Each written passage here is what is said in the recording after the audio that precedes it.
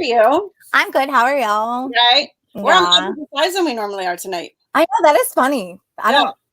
Oh, thank you, Matt. Thank you. How I couldn't go on. No, I wouldn't have been able to cope. Oh, it looks like our curtains kind of connect. Oh yeah. I have to close one eye because, as you know, I don't see very well.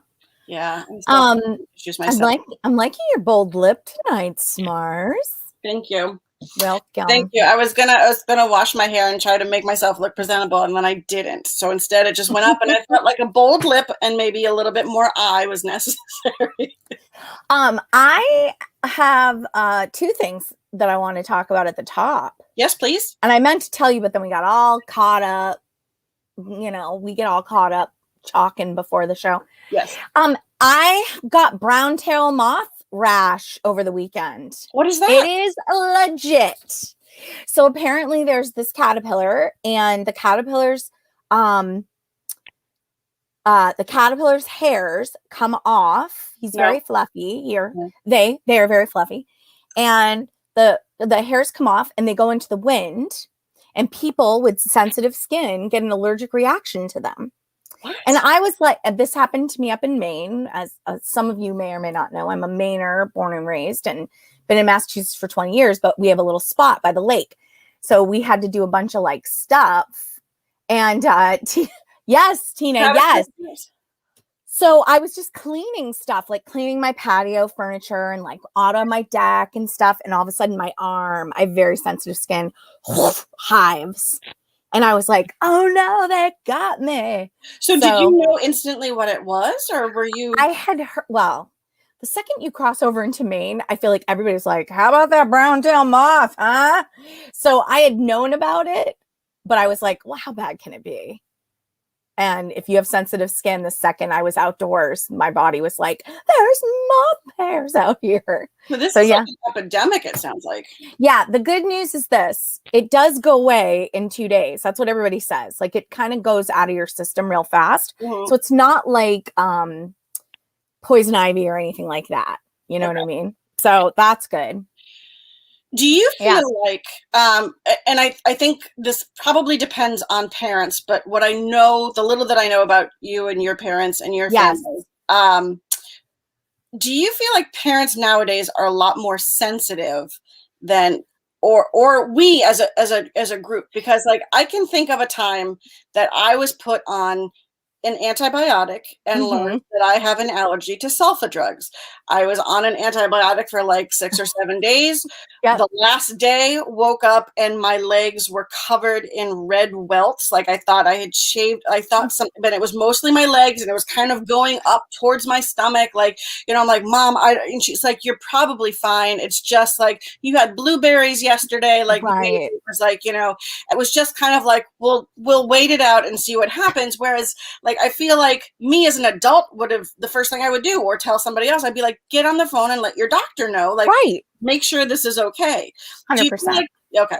Because I agree with that 100%. Yeah. I either sprained or twisted an ankle one time and played 2 more soccer games on that ankle because it was like, well, you can walk, like, you know, so it was fine. And all my mom did was like pulled out some crutches that we had in the attic. And she's like, here you go. Now I got crutches. Like, what more are you going to do? I had asthma and allergies as a child, and I guess I still do. But I mean, now I feel like I just take care of it myself. But when you're little, your parents have to help you, right? Or your caregivers, whoever your adults are, right? And I was having an asthma attack once, and my mother went, walk it off. For an asthma attack. I couldn't find my inhaler, and she's like, just walk it off. You'll be fine. Go walk around outside. I was like, but I got it outside. So I learned to meditate when I was like 7 because I would lay down and try to calm myself. And like, because I was like, well, I'm also obsessed with dying. So we don't have time for this. We have a great guest. We do. We do. I mean, last time we got into snakes and poops and like all sorts of things, and we've already covered moths. So I feel like I just wanted to bring it up. It's no joke. But you said there was 2 things. You said there was 2 things that you wanted. Oh, the second thing I wanted to ask people about, people that are watching, and I want to ask you, have you watched the Friends reunion yet? Yes, I did. I need to know your thoughts. Weird. It made me very nostalgic for Yes. Friends and the 90s and sort of that period in my life, because I moved to New York slightly before, like in 99. So it was like slightly before Friends was over, but it was already a phenomenon. So I feel like it kind of ruined a little bit of New York for me, because I think I know intellectually I didn't think New York was going to be what it was in Friends, but I think there was still like, I was moving and a whole bunch of my friends were going at the same time. I'm like, eventually we're all going to live in the same building and just be the best of friends and see each other all the time. Like, that's how New York works, guys. Right. That's not the way it happened. Although it still was a great time. So there was that. It made me nostalgic. And then it also made me, you want the God's honest truth? Like this is super. That's why I'm asking. Super judgy, but like I felt bad for beautiful people. Like I was so happy to see that Matt LeBlanc had put on weight and was like kind of like a real sort of like old Uncle Joey kind of look. Like he didn't look like he had weight done, like, or work done. Yeah. And Lisa Kudrow the same. And all it made me think of was like the tremendous pressure that people like Courtney Cox, who was like, in my opinion, probably one of the most stunningly beautiful women. Like I remember her from not Facts of Life, Family Ties, and the Bruce Springsteen video. And I was just like, she is stunningly beautiful. And then to see the amount of work, and I don't think it's just age. I don't think, and age definitely does things, because Lisa Kudrow looks normal and like herself, and I don't think she's had any work done. But just like to see. Yeah. And to think about, I was like, wow, that must have been so hard as an actress to keep up with. And the fact that like the guys can let themselves go a little bit, but the women are still stuck to this sort of like. I mean, I feel like, so I agree with a lot of what you're saying. So Friends, like I had the Rachel in real time. Did you? In college. Oh yeah. And this is what I felt like.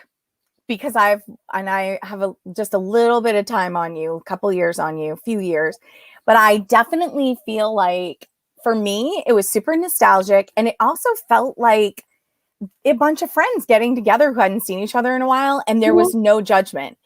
What is irritating to me is the only judgment. No, for me, because I have some friends who get work done and have had the Botox. And here's the thing. I at this point in my life don't want to do any of that stuff. Yeah. And I have no judgment if that's what you want to do. So it's like, do you, if that makes you feel good, as long as you're doing it for you.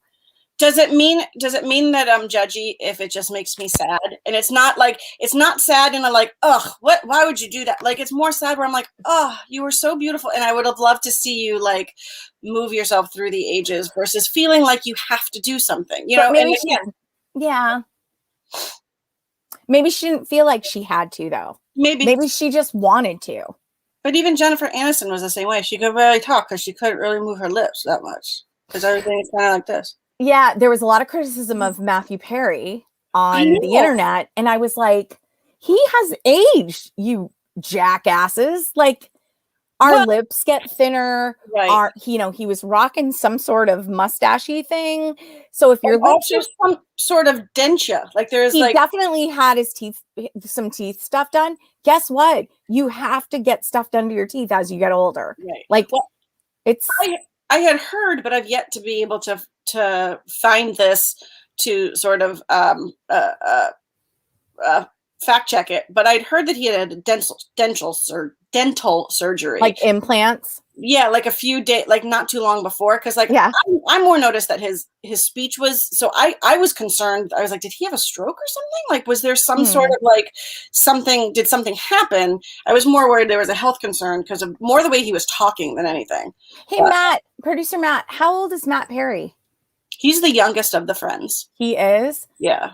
He, I feel like the thing that stuck out to me the most was I was just kind of looking at the group of them and being like, they've all had good careers though. And currently, yeah, I think so. Like 51. Thank you. Thank you, Matt. I mean, I was trying to think of like, who's the most successful actor in that group? And I'm guessing it's Aniston, but I mean, Aniston, because we're friends. I don't know why I didn't call her Jennifer Aniston. I would. Well, it depends on what you consider successful. Like, I think she's the most famous. Yeah, by far. Like in terms, but I almost would argue that maybe Lisa Kudrow or maybe Matt LeBlanc are like the most, because Cujo does all sorts of work, and she's had movies, but she's not like, oh my God. Shows too. Yeah. Yeah. I think that's my point, is that like, I don't think any of them have had a bad career. Like even Matthew Perry has had shows, you know, that have run a long time. And Matt LeBlanc has Man with a Plan, which is actually very adorable. And is it? It's your typical, like, Kevin Nealon's on it. It's funny.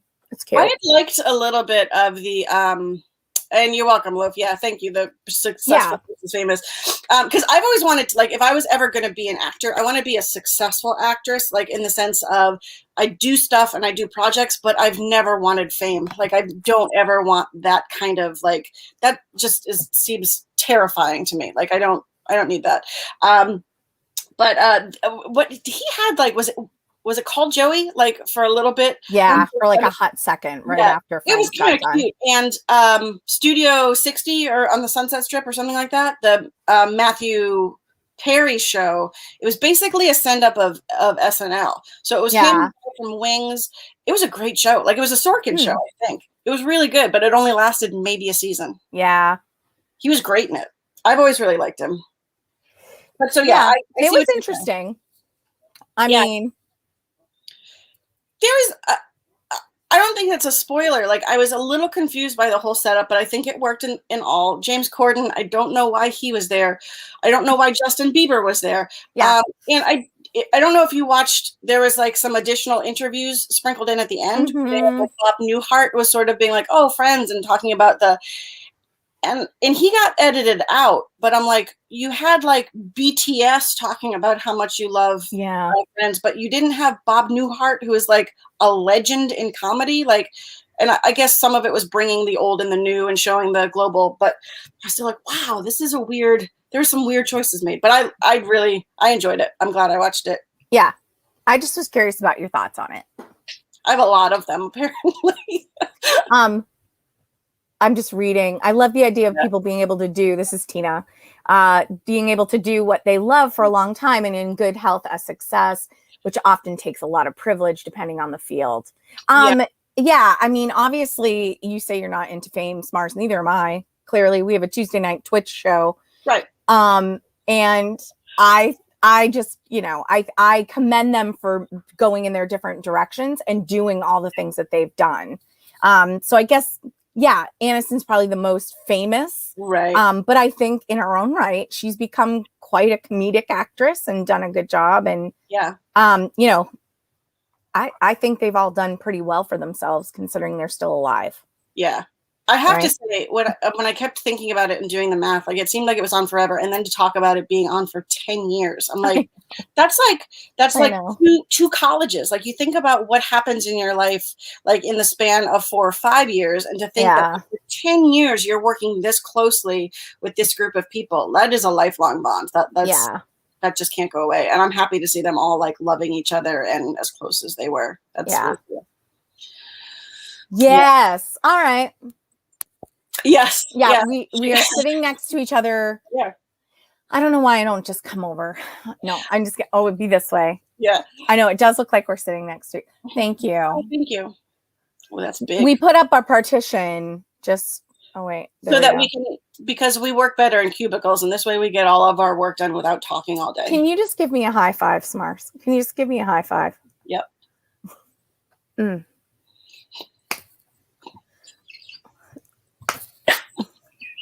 Ready? One. Wait, let me line up. 1, 2, 3. Nailed it. We nailed it. Okay, I don't. We could probably do that the whole show. We'll work on also know that you're here for other things. So. Yeah, and so rather than talking for 45 minutes and then bringing him out, let's just... Yeah, let's get on with it. Friends. Yes. Loved one.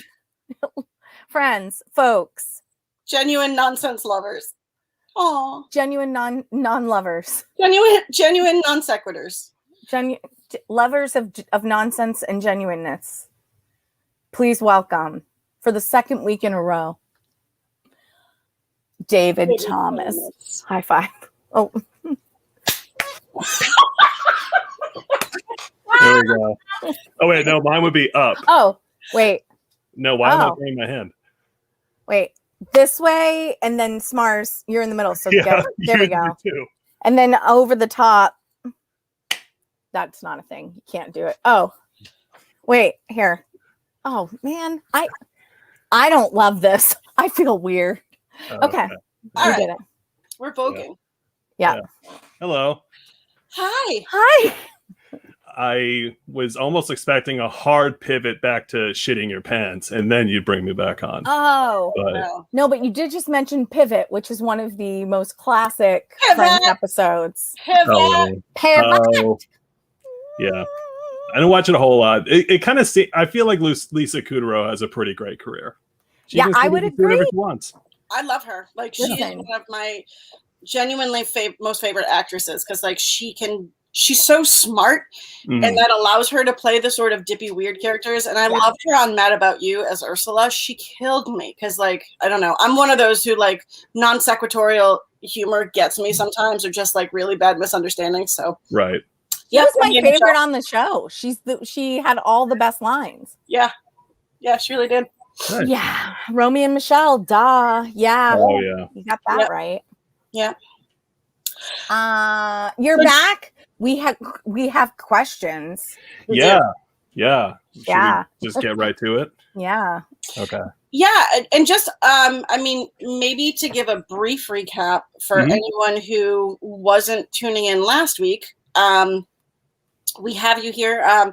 We had talked via the interwebs a little bit back and forth, and he had actually approached us about wanting to tell your story. And we were like, yes, all for it. And can you give a quick, like a super quick recap about your story? Yeah. Well, actually, as of today, today is 20 months sober. Actually. Wow. Today. That's amazing. Yeah. Thank you. Appreciate it. That baby's walking and talking. It's actually crazy. A friend of mine from high school, her son Bruce was born on the day I got sober. So like, whenever I would see him, they moved to England for a job. But like, I keep joking that like he's gonna be 4 or 5, and I'm gonna see him, and I'm just gonna be like, Bruce, you can't fuck up, Bruce. Yeah. Bruce! Also, a baby named Bruce. That gives me life. It's great. Brucey That's boy. a big name, and I love it. Does he have a bunch of like cut off t-shirts? Just like the little guns hanging out? Yeah. Oh my gosh, Smarz, we went to a different place. My baby Bruce was wearing a flannel and like Timberlands. Like he works in the woods. He's like, I'm Bruce. Today I'm going to show you about the brown-tailed moth. That's my Bruce is sort of the same. Like he's just got some guns, and like maybe mine's more like Bruce Springsteen Bruce. Like he's got a little hanky in his pocket. Fair, okay. Like, Mars's Bruce would wear that inside. Yes. Okay, fair. Yeah. He puts a flannel over the cutoff t-shirt. Exactly. I understand. He's just in his undershirt because he got hot. He did. Yeah, he was chopping wood. He was that baby. Aren't we all metaphorically? But baby Bruce. Yeah, on October 1st, 2019, that's my sobriety date. I was up in Boston. I had lived there for about 6-7 years. My drinking got really, really bad. Eventually, my friends had an intervention. I came back to Virginia to stay with my parents. I went to rehab, and that brings us to today, pretty much. Cool. Before we jump into some of like the other questions, like there's a couple that we were tossing around too, and I just was. At what point did you feel like you're on the right track, or do you even yet? Like, do you? I mean, I think you are clearly on the right track, and you seem to be doing very well. But that's a great question. I think I probably felt. It probably really sunk in when at Christmas of 2019, when the family got together, and family being me, my sisters, my oldest sister is married with her 2 sons, and my parents, my immediate family. And I sort of did the whole, I apologized, and it was a really special moment. And I was a little worried about some stuff with my sisters, just because like, obviously with everything I was doing, I had pushed them away.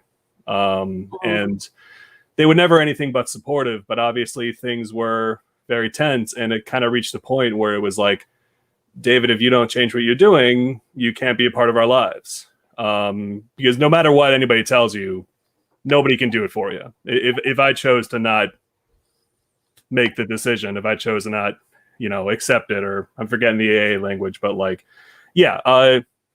things were, there were things I needed to say, and I said it, and it just went over so great. And like, we really sort of reconnected. And I feel like, and then like the rest of the trip, it was just all the nervousness went away. And I feel like maybe that was like the first moment.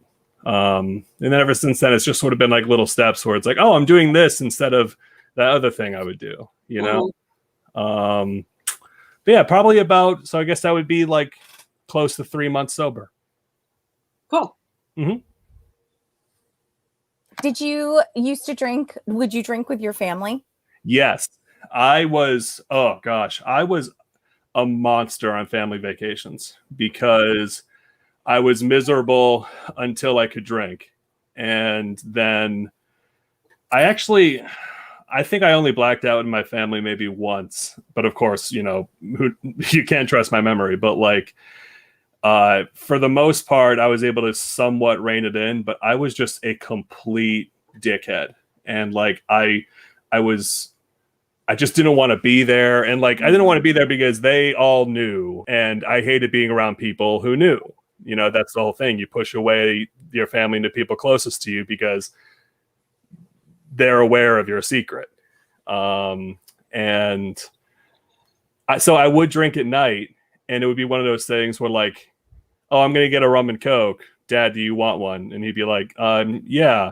And like, I would go get it. And, you fill your entire cup with rum, and then you color it with some Coca-Cola. And then, yeah, they would all go to bed. I would stay up and I would keep drinking. And, under the guise of like, you're all going to bed early. I can't really fall asleep until midnight. Right. But I remember actually we went to Ocean City, Maryland one time, and me and my sister were at the airport she was flying back to LA and I was flying back to Boston. And she was like, hey, like, let's get a coffee. And she pretty much just sat me down and was like, you sucked this whole trip. Like you fucking sucked. You were an asshole. You treated all of us like shit. You were irritable. You slept the entire day when we were off doing stuff, which was true, because I would sleep until I'd sleep until noon, have a hangover, but then probably fall asleep again from like 3 to 6. And then I would get up and drink. And so, yeah, I drank a lot with family. Mm-hmm. It sounds like you had a lot of people in your life who were brave and really willing to step up and do the hard thing and tell you straight out, you're being an asshole. Like your behavior was awful, blah, that sort of thing. I am, yeah. I feel like the way society deals with alcohol and drugs, and there is a lot of peer pressure. Did you find that you had on that flip side a number of enablers, people who were like, you're not an alcoholic, like you're fine, let's go grab a drink, like and who almost pushed you a little bit, like in terms of, or did you not have that experience in your life? Yeah, I had no enablers. Great. Everybody, my entire social network wanted me to stop.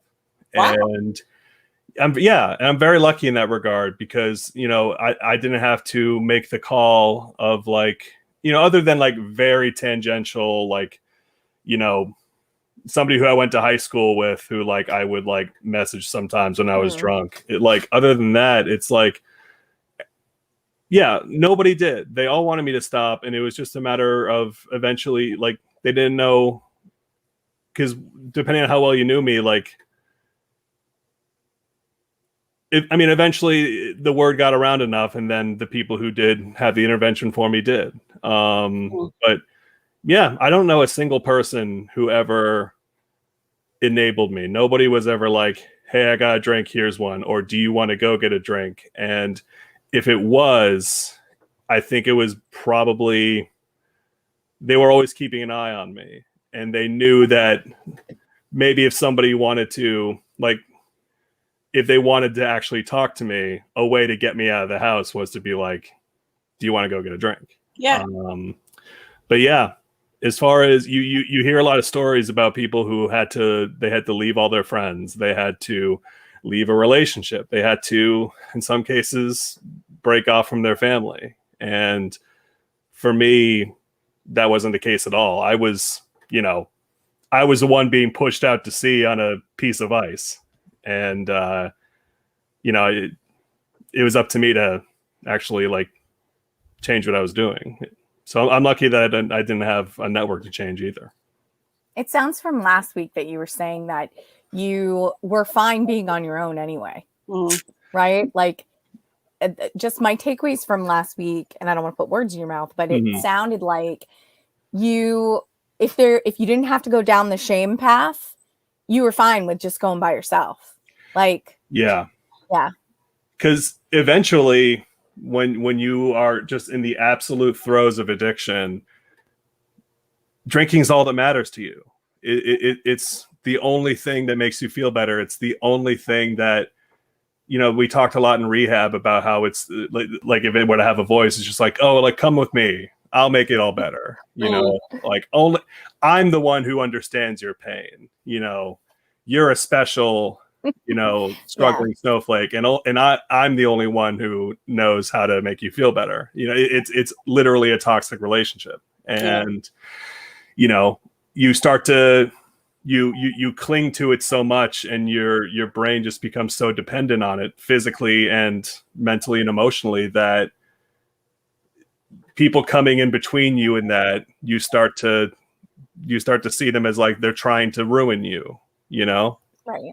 So yeah, as far as like my brain was warped enough where I was like, fine, yeah, like fuck them, I'll figure this out. I will make money somehow. I'll get evicted from my apartment, but that's not because that's not my fault. It's because my roommates are assholes. Yeah. Well, you've talked a little. You've mentioned rehab a lot. Some of the questions that came in over the course of the past couple of days and such. One person was asking, and I don't know who asked these questions, so thank you to anyone who's watching and did ask questions. But you've described rehab. So, what was your day-to-day like in rehab? Were there other people that you were living with? Were you in a residential type program? Did their journeys compare to yours? Is it as dramatic as it is in the movies, or what was that like? So yeah, inherently it was not as dramatic as the movies because I was not inpatient. So you were not a girl interrupted, or I was not. If I went to rehab in Boston, I very much probably would have had to do inpatient, but because I came back to Virginia, I was staying with my parents. They got rid of all the booze in the house, and I was in a stable living situation. Outpatient was an option. And thank God, because, I've seen the movies. Like, I was just so terrified. The most terrifying part was not being able to have your phone and the internet. And then without booze, I truly am isolated, okay, that. So back up there. So that's part of the rehab. So as what is an outpatient rehab experience like? So you're cut off. You're not allowed to have phones or internet. No, that would be inpatient. If I was living like in a facility and I had a room there, they would take my phone. I wouldn't have a computer. Gotcha. I'm sorry. Yeah. Okay. No, that's okay. Outpatient was. So it was 3 times a week for 4 hours. It was like a Monday, Wednesday, Thursday thing. And it was, think of it almost as, it's almost like we'd show up, we'd have like an hour of activity time. It almost felt like school in a way. And it was different kinds of therapy. Like Mondays was art therapy and Wednesdays was music therapy. And then the art therapy was actually really nice. It was almost sort of like improv warm-ups. Yeah. And it was generally meant for like getting this group of people comfortable with really opening up about stuff. And also just like different ways of trying to get at, what's bothering you. And then we would have that for an hour, and then it would be 3 hours of just straight up discussion. We would, there would sometimes be a topic. Other times, there would be some reading. But it very much, it almost felt like it kind of felt like a 3-hour AA meeting in a lot of ways, which to me was a really good thing, because that's where the meat was. Like, we would always check in. You'd have to say how many days sober you are. You'd have to say if you've been attending meetings, when was your last meeting, what's something you got out of it. And the two people who led my rehab were just, there were not two better people who I could have ended up with. There was Tatiana, who was just incredibly sweet, very supportive, and there was Greg, who's actually my therapist now, who was just very blunt, very straight up, which clearly is something that I respond well to.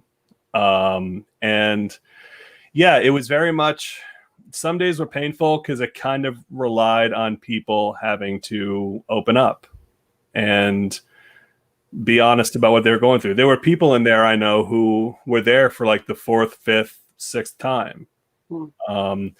And I think some of them may actually have been at an inpatient facility nearby, and like they sort of came over for this. But yeah, it was very much, you get up, you drive there, and you kind of just had to get ready to spill the beans for 4 hours, Have you been going to daily meetings, David?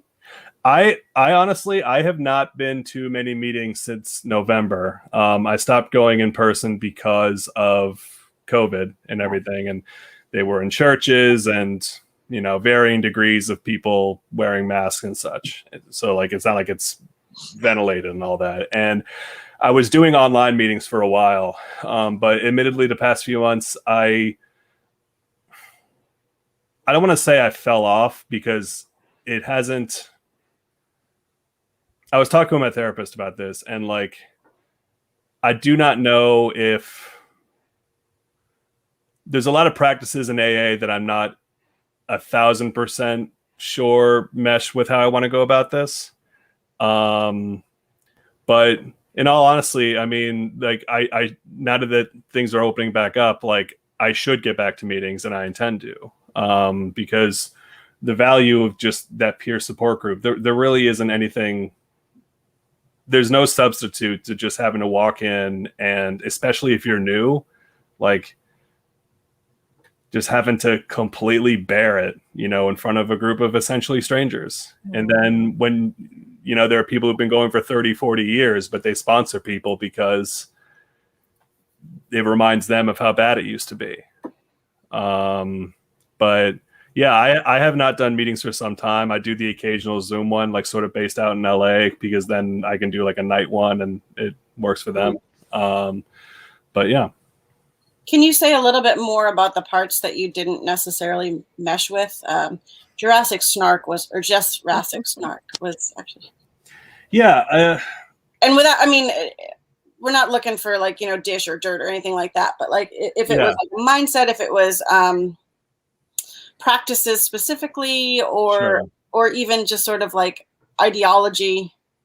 Yeah, I mean, there's a whole spirituality aspect, which is to its credit. I mean, there are some meetings you go to and they're like, we're reading Corinthians, and there are some, but most of the ones I went to, at least, they were very secular. And they approach spirituality like you have to have a higher power, whatever that is to you. And for a lot of people, it's just the meeting. Like, God, G-O-D, is group of drunks. That's the joke. Oh. And they're like, it's more so relating to the idea of relinquishing control over this thing. Yeah. Because I thought I had control over it for years. So you can't get back into the idea that this is something that's manageable, because it's not. Mm-hmm. At least not for me. And to be completely honest, I just sort of reached a point where I just wasn't getting much out of it anymore. Like, doing the step work, doing the readings, it didn't feel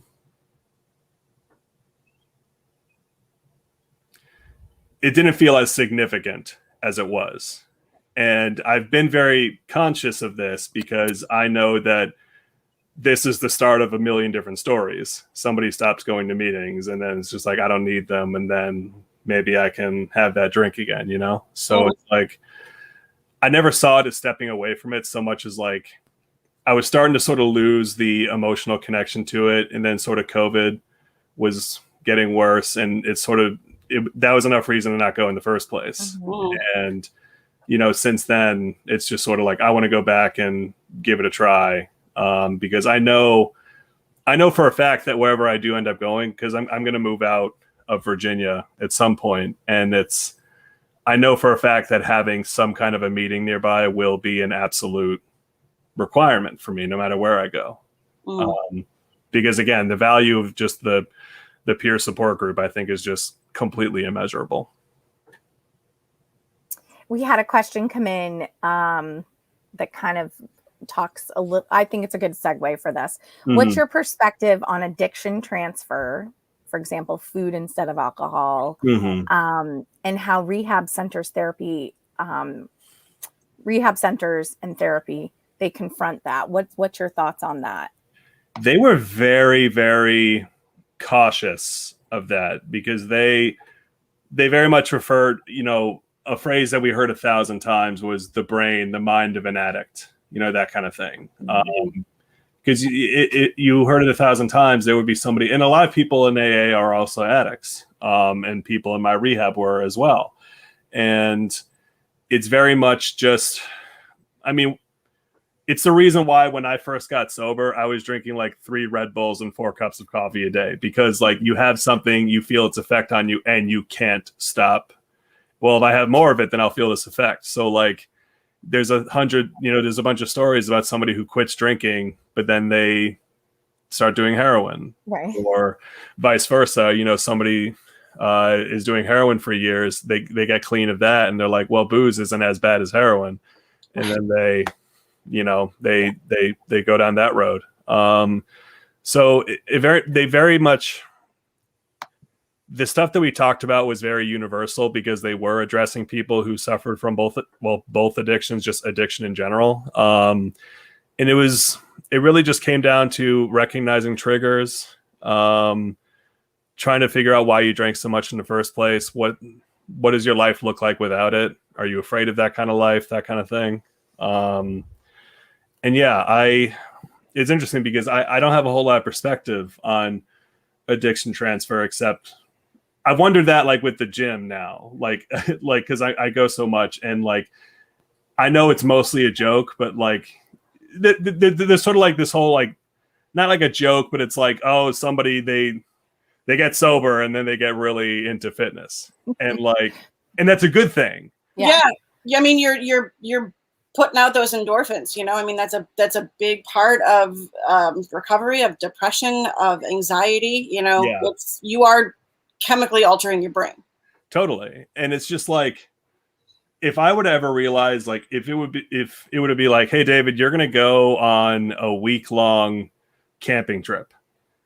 If I was like there and I was like sneaking dumbbells into my bag and like going into the woods to like, you know, lift, and nobody's like, leave me alone. Like that would obviously be a problem, but it's like, it's something like I thought about it with marijuana before. Like, because I like the idea. I was never really even that into marijuana, but like I like the idea of being able to do something that's actively relaxing in a way, like go sit on a porch and whatever. But I know what kind of brain I have, and I know that if I do that, you know, all of a sudden it becomes, well, I write better when I do this. Now it's, I sleep better. And now it's, I can't go to this place sober again, you know? They call that California sober. They do? Mm-hmm. Yeah. When you're sober, you don't drink, but you use marijuana. I bet I've heard that. Yeah. Yeah. There are mixed reviews on that as far as like being clean for booze, but yeah, like I think it's awesome that you're self-aware about it though, and just knowing that. Totally. Slippery. There's a comic in LA who is written. Yeah, she's written about Rebecca Rush, who is in recovery, and she did an article where she interviewed different people who like are sober about like their perspective on marijuana, and like for a lot of people, it very much has improved their lives. Like it is something like, because obviously we know the benefits, like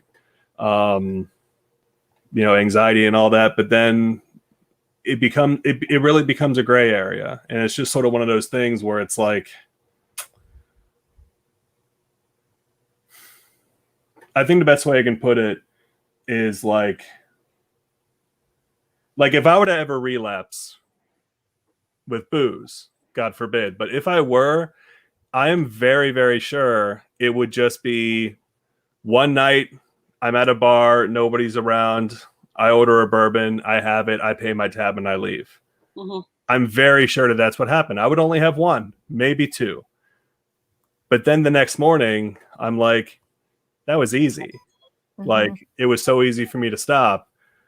I could have two next time. Then I could have three. I could have four. It's your brain rationalizing this thing, and you don't even recognize the hold that it's taken on you until, my therapist told me a story about somebody who was sober for 12 years, went over to his friend's place, had some homemade wine because his friend's like, oh yeah, I just made it. Like, do you want to try it? He's like, whatever. Like, it's just wine. And I've done it for so long, month later, he lost his job. He lost everything. It's just constant breaking down of logic, Yeah, it's funny.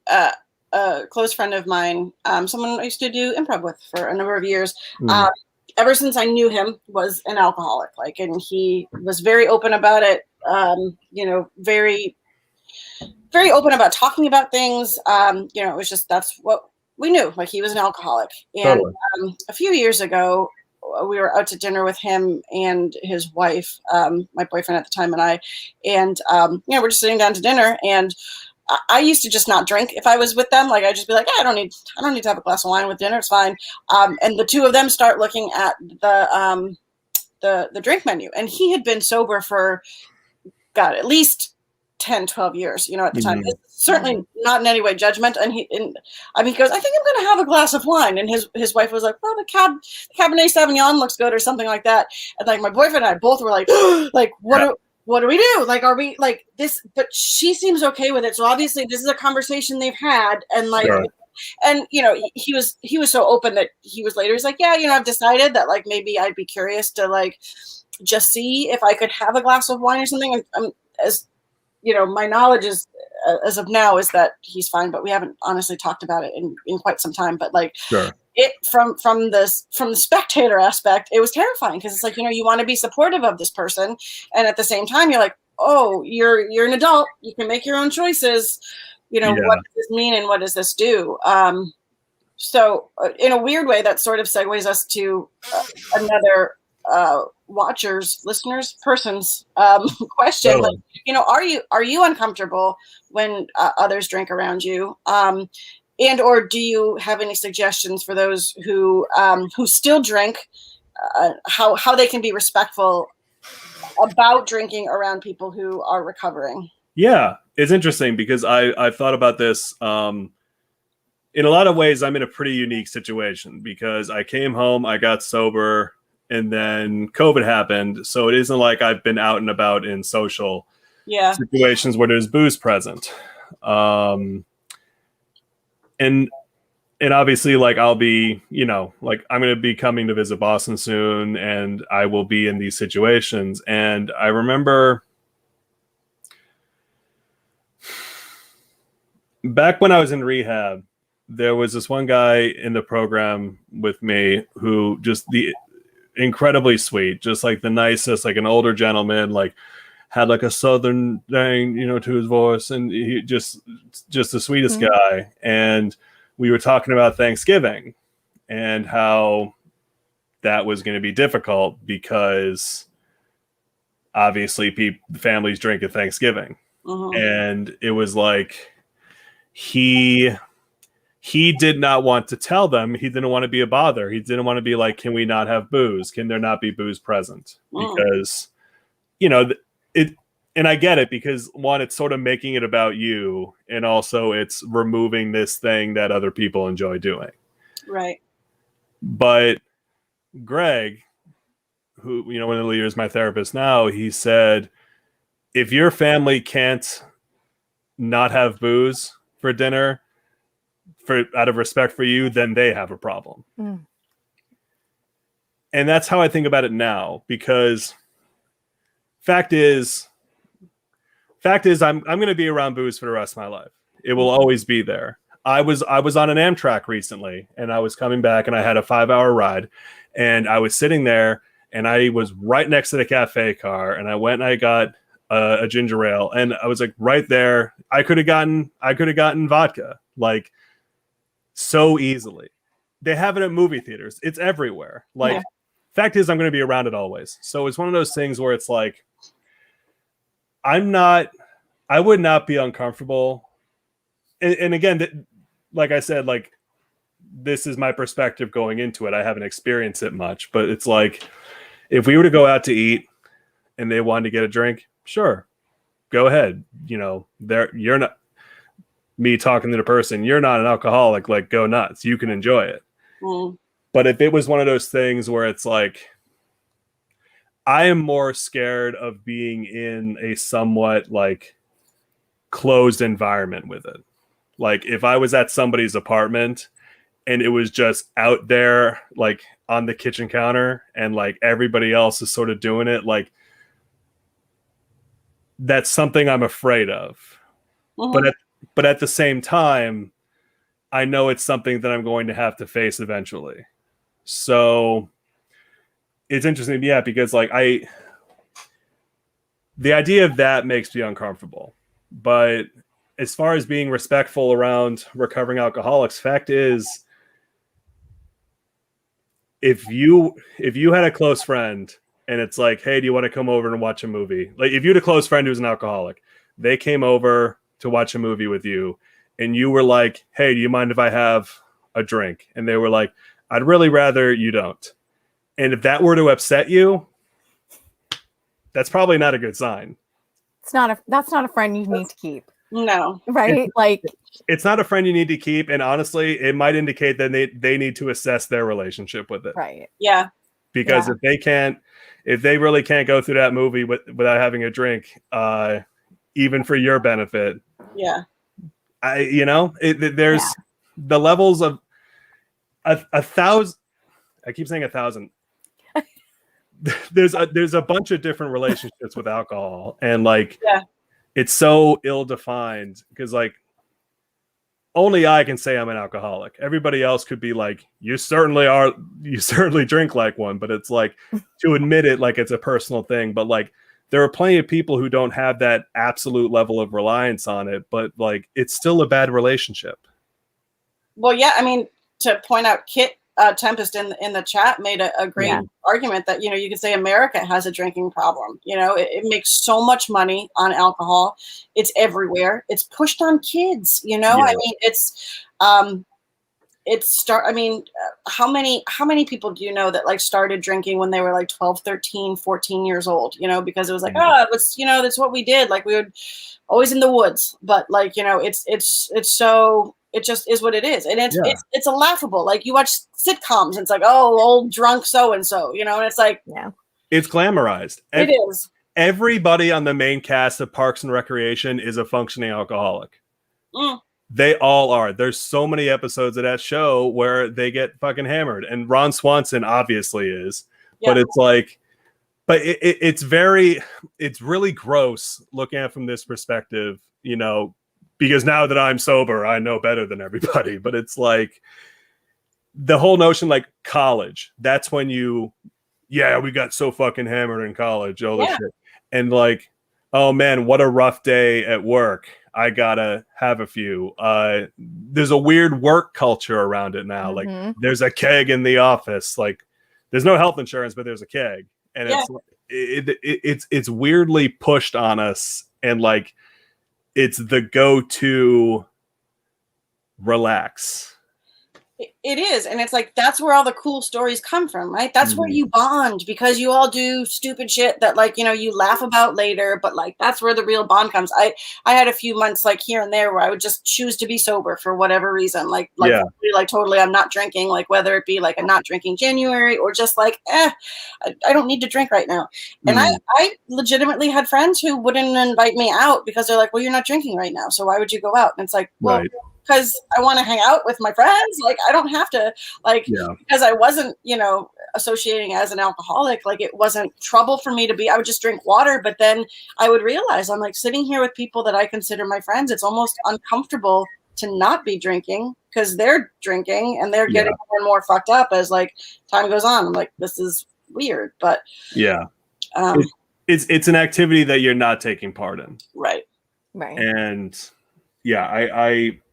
I had a thought, but then I lost it. But it's just like, no, I mean, come on, my short-term memory. I lost it. Maybe I'll think of it in a second. Well, we had a good question come in. This is like a 3-parter question. Okay. When you think about your future, what are things that excite you when you think about being sober and experiencing them? And then we've been kind of talking about this, but what can your pals do to help ease any difficulties you might encounter with sobriety? And what advice would you give someone who knows they need to make a big change in their life? Or someone else also asked the question, what do you do if you know someone who is an addict or you're an addict yourself? Like, what's the advice you would give that person? Well, let's work backwards, David Thomas. Backwards. So I should start with the third one. Yes. Okay. That's what that means. What advice? So it's funny because this is such a hard question. It's a hard one. It's a hard one to face because I knew for a long time, I knew that I was an alcoholic. I could not deny it. It was evident. Like, what's the definition of a drinking problem? Is that you're doing this thing and it's causing active harm in your life, your relationships, yourself. But I was in such heavy denial about it, and I went into it last week. But because to admit it would then you lose that coping mechanism, and it also felt infinitely. That path seemed so difficult. It seemed impossible to have to do all of that. Like, there's 12 steps, and to lose everything, in your weird, in my drunk mindset, everything, being this shitty life that I made for myself. And it was like shitty drinking life. Everything else was good. It's cliche, but really, it really is just one day at a time. You don't need to think about it like I need to be a year sober tomorrow. All it is, it's just you wake up and it's just like, I'm not going to drink today. That's all you have to do. And then you do that for 2 or so. You do it for a couple weeks, and it's just natural. It would feel actively irregular for you to not do that thing you've been doing. That's all it was. And it's just doing the next right thing. I wish I could expound on it more, but it really is that simple. I think you're explaining it beautifully, right? Like, it's we're so programmed and conditioned to like plan, right? And there's a lot of chat right now about college drinking and the culture of drinking and like all of that. And I think I would agree with you that I worked in an office for many years with sales, and there was booze everywhere in that office, and everything we did that was team building, we went out and we drank, and if you didn't drink, then why aren't you part of the team? Like that type of thing, right? Yeah. And I think that it's that if we would all just take a breath and back up and just take everything one day at a time, then you're simplifying. And I love that you say that it's that easy, even though it's probably the hardest thing ever. Right. Yeah.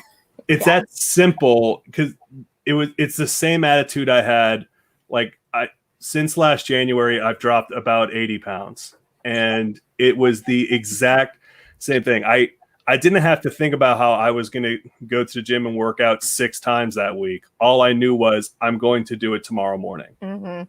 That's all I knew. And then eventually it's just, like you waking up isn't so difficult anymore because it's normal and you expect it. Like, not having diet ginger ale starts to taste pretty good on its own as opposed to like it being a substitute, like it's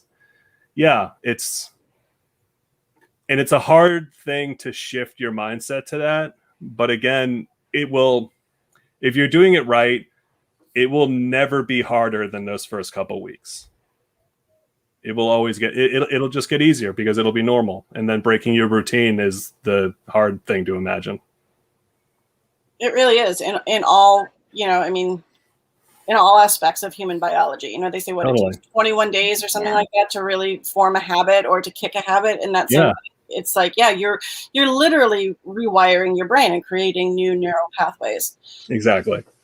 She's B had said something like, do the next right thing, and just kind of to quote that. And I love that because it is, we've got some debate going on in the comments right now about, caffeine, about capitalism, about like, all these things. And it strikes me that's like, booze is one aspect of that. But, I think there is a sense in American ideology, at least, that just do what's easy. Like, don't make it, just do what's easy. Like what's easy and feels okay. Like the hard thing is the worst choice. And it's like, so we substitute things for, it's like, rather than, I'm going to live a life where I'm getting good sleep and eating right so I have energy, I'm just going to down like, a 40-liter thing of coffee in the morning because that's easier than, being healthy. I'm just going to go out and buy some stuff rather than do that. It's like, and also because you deserve it. Right. You deserve this drink at the end of your shift. Fair. Hard. And we can say, though, then the same thing goes for, some of the struggles that we're having on a, not to politicize. And I'm not, so I'm just going to shut up. But yeah, doing the hard thing that's really the next logical thing and the right thing is what we stay away from, Totally. Yeah. And I think that, I think if there was one thing that if I were to go back to non-sober me and tell him one thing, it would probably be, that it will never be harder than those first couple weeks. And eventually there's a whole thing like post-acute withdrawal syndrome that's supposed to last, like it can go up to 2 years. And so like every so often, like I'll have like the shakes and like, the brain is like a little addled, but it's just like, God, I think about how it was those first couple. Like it just starts to ease. But yeah, the second question being, what can your pals do to help ease any difficulties you might encounter with sobriety? That's a great question. It's like,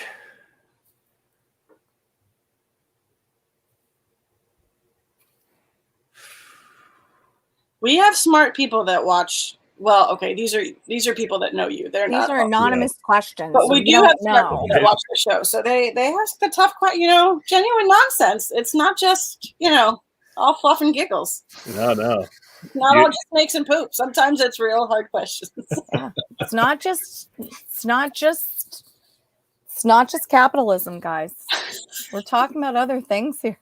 It won't have to be like a byline for genuine nonsense. I mean, it's not just capitalism. If that's a tough one, right? Whoops, I just got so excited I lost you.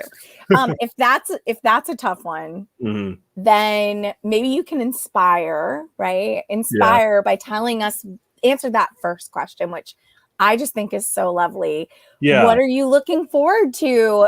What's bringing you joy these days? What are you excited about now that you're sober and you're present and feeling everything? I am my 3 things. I am very excited. You didn't say 3 things. Whatever. I got 3 things. It's fine. You tell us 3. Yeah, 6 if you want. Yeah, sure. Legit.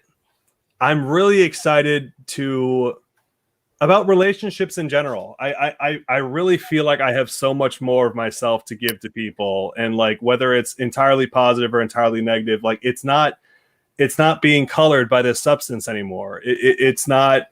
I'm so much more comfortable with like, because obviously I drank to ease social anxiety, and I'm so much more comfortable with just acknowledging I'm going to be fucking anxious and going into this thing, and then just like at least I'm being authentic, you know, and going into that. And I feel like I have so much to actually. I'm kind of excited for these people who I've known for a long time to re-meet me in a lot of ways, because I don't think I've changed a lot, but I still feel like I'm a different personality and emotionally in a lot of ways. That was a completely contradicting thing, but like I can speak to my relationship with my sisters as a perfect example of that, because when I was drinking, I had convinced myself that my sisters just sucked. I had convinced myself of that. I was just like, we don't get along. We don't have anything in common. And like, anytime I do see them, they're just giving me shit.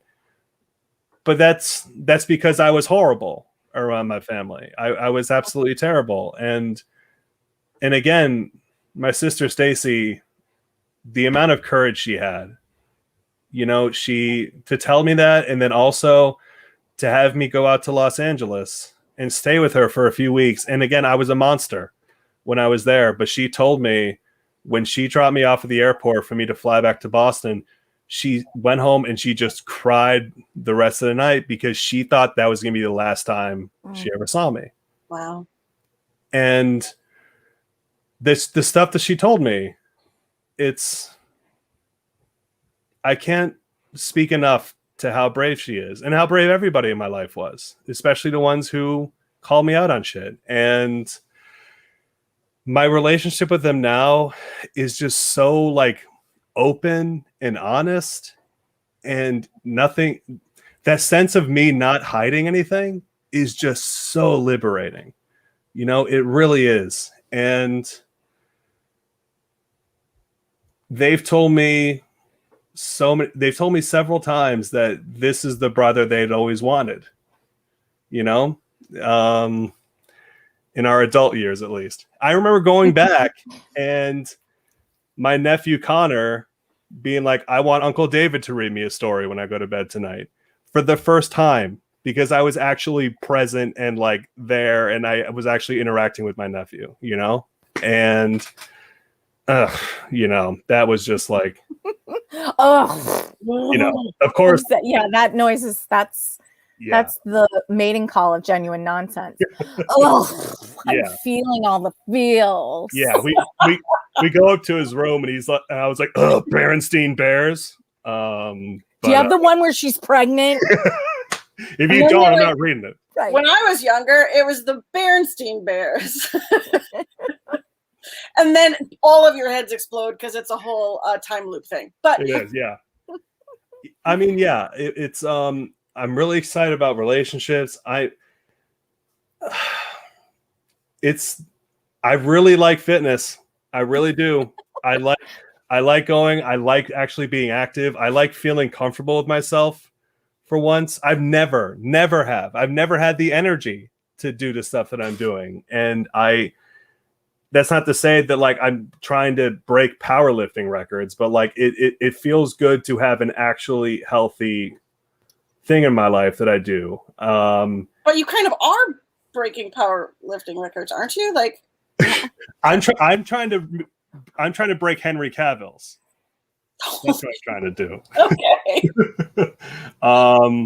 But no, it's just, I mean, that's the main thing. It really is just, I feel I have been drinking since my junior year of college, and I started very hard, very fast.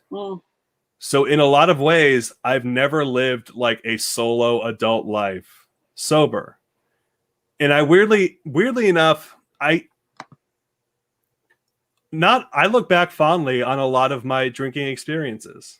A lot of them. It helped me get out of my shell. It gave me confidence. It sort of put me out there in a lot of ways. But obviously what it turned into is bad, but like I want to be able to go back out into the world because I quite literally am doing that. I've lived with my parents. I'm in a basement right now. I've been in this basement since March of 2020 for the most part. And it really is that I get to go in, I get to be born again, you know, and just like see, yeah, exactly. Like what, how can I go about things? How can I improve friendships? How can I repair relationships? How can I present myself to the world in a way that I feel I've never actually had the confidence to do before?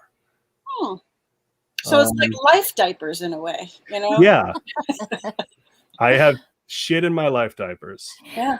I mean, I feel like it's that feeling of this is who you said it a little bit ago, and you were saying, I feel like I'm exactly the same, but I'm different. And I think that there's something to be said about maybe you knew the whole time who you really were, and you just were too afraid to show anybody. You know, probably, maybe. Yeah. But I thought this guy seems pretty nice. No. Yeah. This is a pretty good guy right here. I like this guy. I like him. I like this guy. You know what? I think go far. You're gonna go far, kid. You know what would make him. this guy better? If only he had jorts. I feel like jorts would make jorts. Like, yeah. Everybody seems to be talking about your jorts, and I didn't even know you wore jorts. Oh, it was a whole thing. I got a new pair of jorts. I got jorts now. Well, take me out, Matt. I'm done. Jorts are tricky. They're tricky because a lot of guys wear them, a lot of girls wear them, but like. But the way they're cutoffs. They're legit.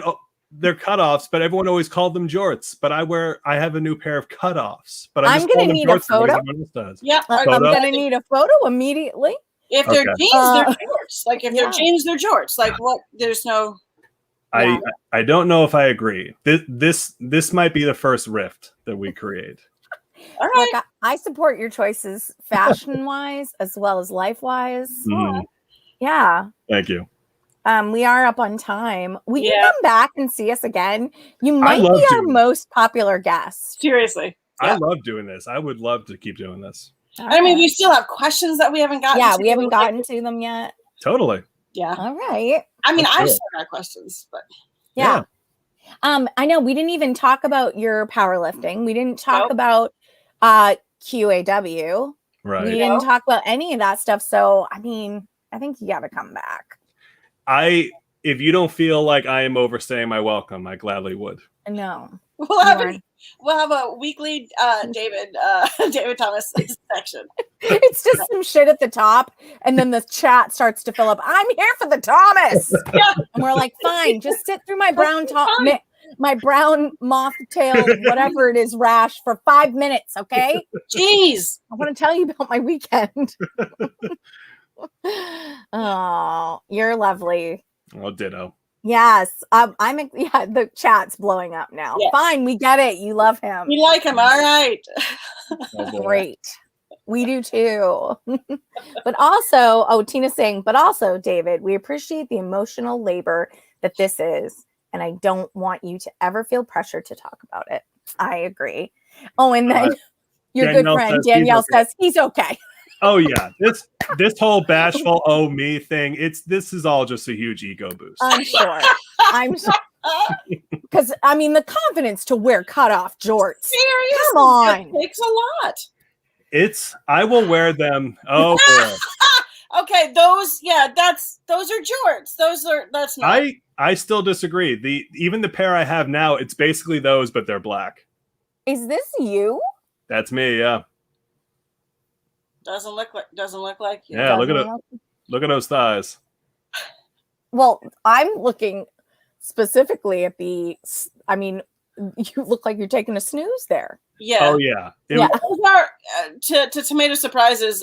Those are the definition of jorts. Like, yes. Tomato Surprises says David, babe. Those are the definition of jorts. You know, I don't think I don't. Here we go.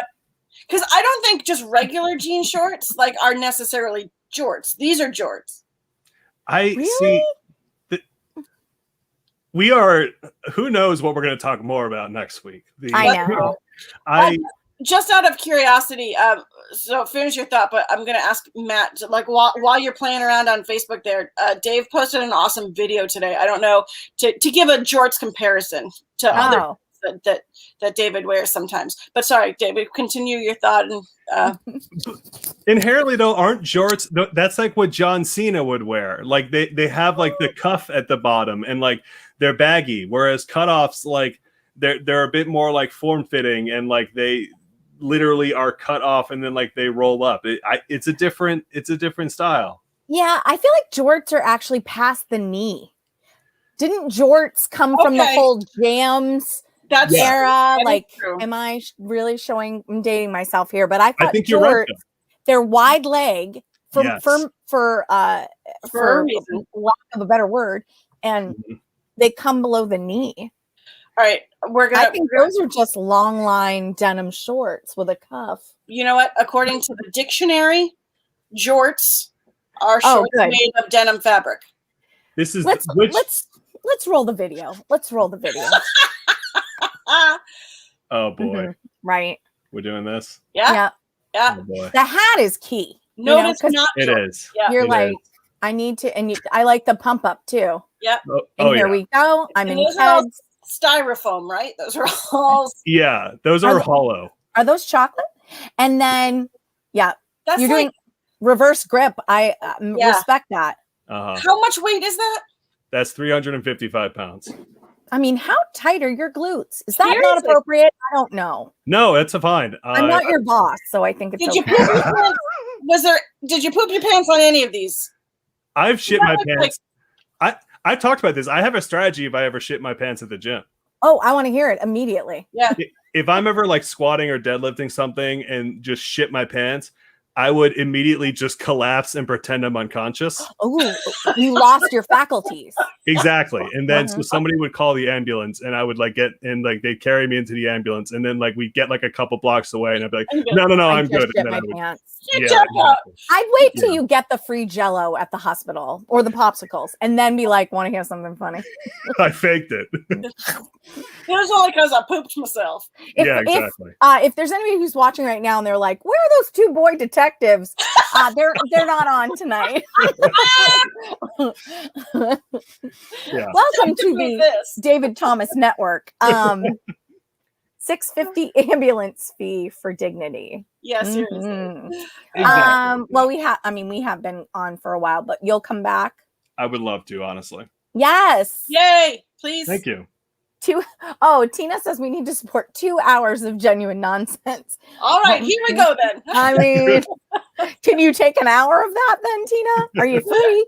Saddle up, folks, because my God, you don't even know how dumb we can get. Brown-tail moths, critters, jewelry, things we bought on eBay. There's going to be another half hour on trying to high five one another. So we could have spent 25 minutes on that. Wait.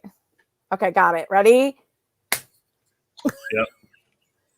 Yep. And then, okay, one. Oh, yes, David. Yes. One. Wait. 1, 2, 3.